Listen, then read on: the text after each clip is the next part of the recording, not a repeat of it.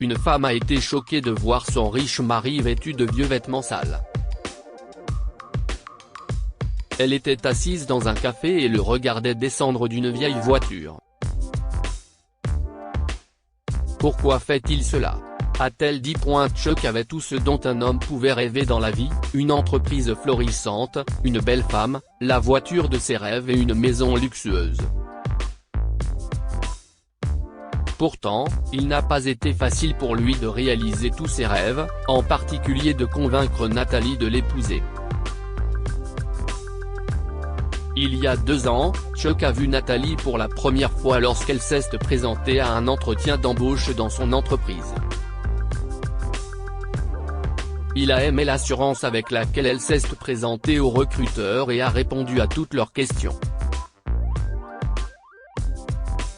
Il a été impressionné par sa personnalité. Une fois qu'elle a rejoint son entreprise, il a fait son choix et s'est lié d'amitié avec elle. Cependant, il a vite appris que Nathalie ne faisait confiance à personne. Elle avait eu de mauvaises expériences avec des hommes dans le passé, elle avait donc fixé ses limites et ne permettait pas à Chuck de s'approcher d'elle.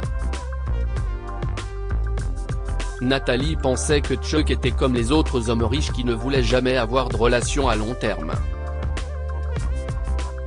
Elle pensait qu'il la jetterait quelques jours après l'avoir rencontré, pourquoi elle n'a jamais eu de rendez-vous avec lui. Elle n'entretenait avec lui qu'une relation professionnelle. Pendant ce temps, Chuck l'aimait vraiment et voulait l'épouser. Il a alors continué à essayer de gagner son cœur, jusqu'à ce qu'elle accepte de sortir avec lui.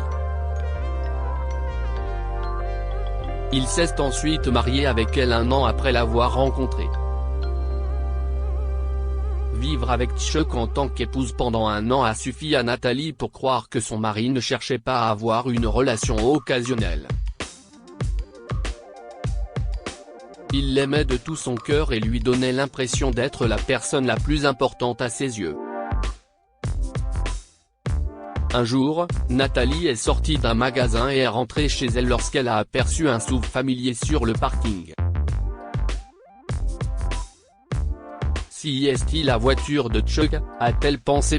Je vais rentrer avec lui, a-t-elle dit en sortant son téléphone de son sac. Elle a ensuite composé son numéro pour lui demander où il était, mais il n'a pas répondu. Si est bizarre, a-t-elle dit. Quelques secondes plus tard, elle a reçu un SMS lui indiquant qu'il était en réunion. Je vais l'attendre ici, a pensé Nathalie, et elle s'est assise dans un café voisin. 1 heure plus tard, une vieille voiture bon marché s'est arrêtée devant le magasin. À la surprise de Nathalie, Chuck en est sorti, vêtu de vieux vêtements couverts de boue. Oh mon Dieu, s'est-elle exclamé. Chuck était le genre de personne qui faisait toujours attention à ses vêtements et à son style. Il portait toujours les meilleures tenues, bien repassées et parfaitement nettoyées.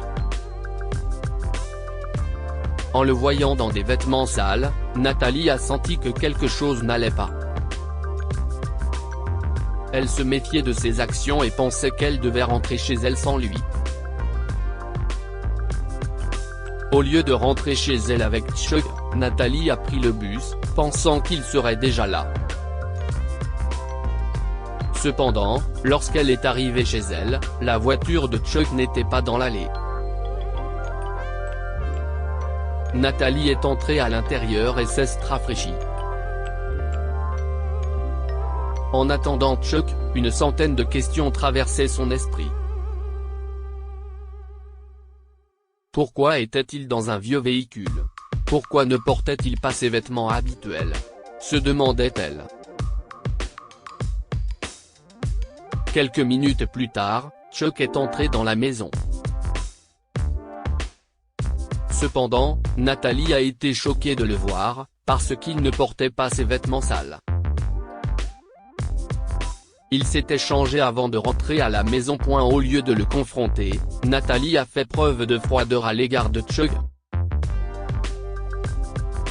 Il me cache quelque chose, pensa-t-elle. Natalie ne savait pas pourquoi Chuck lui avait menti le soir, mais elle savait que quelque chose n'allait pas. Je n'aurais pas dû l'épouser, s'est dit Natalie. Tous ces hommes riches sont les mêmes. Ils ne savent pas ce qu'il faut pour être loyal. Je sais que Chuck me trompe probablement. Toute la nuit, Natalie n'a cessé de penser à ce qui s'était passé plus tôt dans la journée, alors que Chuck dormait paisiblement à ses côtés.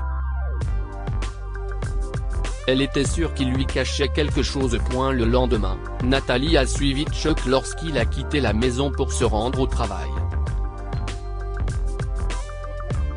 Elle a suivi sa voiture à distance et l'a vu s'arrêter sur le même parking. Là, il s'est changé et est monté dans la vieille voiture. Natalie l'a attendu à nouveau au café et l'a vu revenir environ 5 heures plus tard. Conformément à son plan, Natalie a suivi Chuck dans sa voiture jusqu'au parking, puis jusqu'à l'autre endroit où il se rendait depuis quelques jours.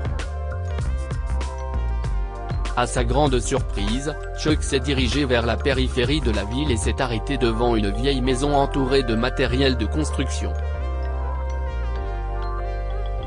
Ce n'est pas possible, a dit Natalie.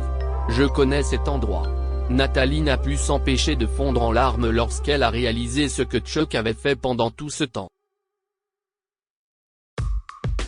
Elle comprenait pourquoi il devait garder le secret. Elle était garée dans sa voiture devant la maison de sa grand-mère décédée. Il y a 10 ans, Natalie a fait une promesse à sa grand-mère sur son lit de mort.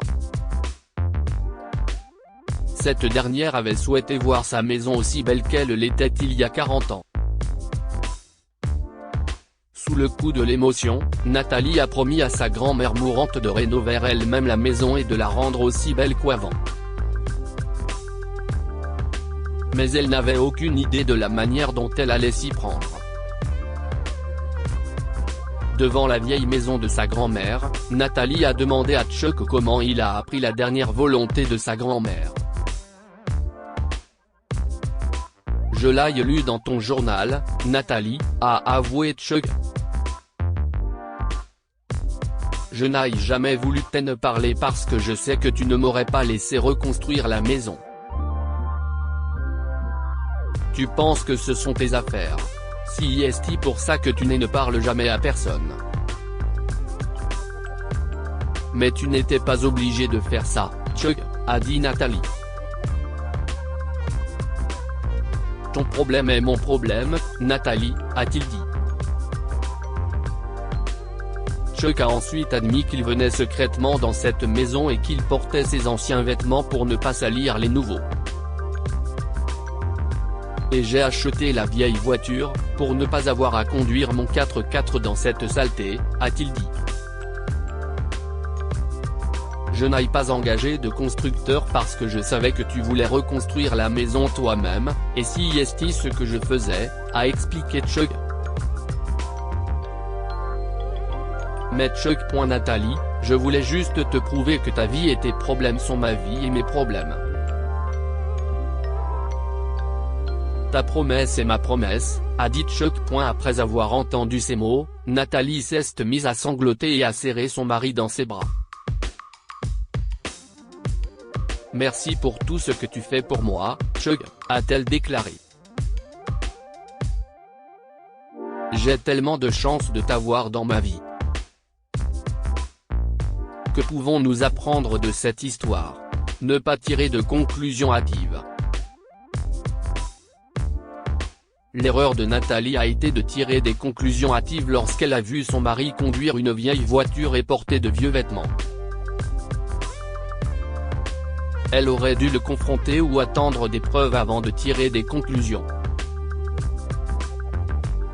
Parfois, il est bon de baisser sa garde. Nathalie ne voulait pas sortir avec Chuck parce qu'elle pensait qu'il était comme les autres hommes.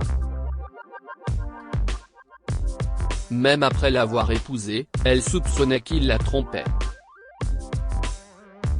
Parfois, il vaut mieux baisser sa garde et faire confiance à l'autre parce que tout le monde n'est pas pareil. Partagez cette histoire avec vos amis et votre famille. Elle pourrait égayer leur journée et les inspirer. Cette histoire est inspirée de la vie quotidienne de nos lecteurs et rédigée par un écrivain professionnel. Toute ressemblance avec de véritables noms ou lieux est une pure coïncidence. Toutes les images sont utilisées uniquement à des fins d'illustration. Partagez votre histoire avec nous. Elle changera peut-être la vie de quelqu'un. Si vous souhaitez partager votre histoire, envoyez-nous un mail à info@amomama.com.